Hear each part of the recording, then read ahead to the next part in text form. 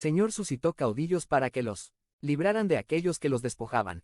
Pero ellos tampoco escuchaban a sus caudillos, sino que se fueron tras dioses ajenos, a los cuales adoraron, y pronto se apartaron del camino que habían seguido sus antepasados, pues sus antepasados habían obedecido los mandamientos del Señor, pero ellos no lo hicieron así. Al dejar de seguir al líder que Dios estableció, el pueblo iba en decadencia, cada vez más se sumía en un alejamiento del Señor y su condición iba de mal en peor por sus malas decisiones. En todo este periodo oscuro de la historia del pueblo de Dios, cayeron en un círculo vicioso del cual no salían por la falta de un rey, de alguien que los dirigiera, de alguien que los organizara y los condujera por el camino del Señor. Ese ciclo vicioso se describe en los versículos 18 y 19 del capítulo 2.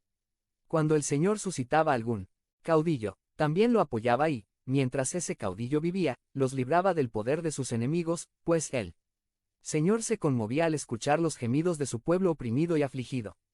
Pero al morir aquel caudillo, el pueblo volvía a corromperse aún más que sus antepasados, y seguía a los dioses ajenos para servirles y adorarlos, y no se arrepentían de sus obras, ni de su obstinada conducta.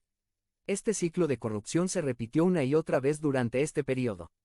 El pueblo era afligido por sus enemigos, clamaba a Dios, el Señor tenía misericordia y levantaba líderes, llamados en este contexto, jueces, que eran una especie de caudillos, para que los librase de sus enemigos. Pero cuando moría el caudillo, la gente regresaba a sus malos pasos, y eran aún todavía peores que la generación anterior.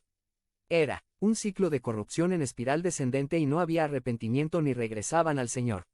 El libro de Jueces nos enseña qué es lo que pasa cuando no tienes a alguien que te guíe, que te dirija, que te indique el camino, que sea la referencia para tus decisiones.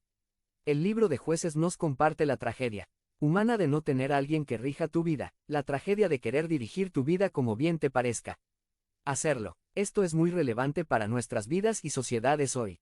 El mundo está en una descomposición tan severa porque no quieren reconocer al Rey en sus vidas. Y se apartan más y más de Dios para su propia destrucción. ¿Qué tipo de cosas suceden cuando no hay quien dirija la vida? Nada más señalaremos algunos ejemplos derivados del libro de Jueces. Lo primero, cuando no hay rey que dirija, fallamos en completar cabalmente la tarea encomendada por Dios. El pueblo tenía la encomienda de conquistar la tierra, pero no completó esta tarea. Dejaron varios pueblos sin conquistar, y estos pueblos, a la larga, fueron los que más tarde en su historia les causaron tantos problemas, según vemos en el registro bíblico. Necesitamos un rey que nos lleve a terminar la tarea encomendada por Dios. También, si no hay rey, se toma todo tipo de malas decisiones. El libro de Jueces está lleno de casos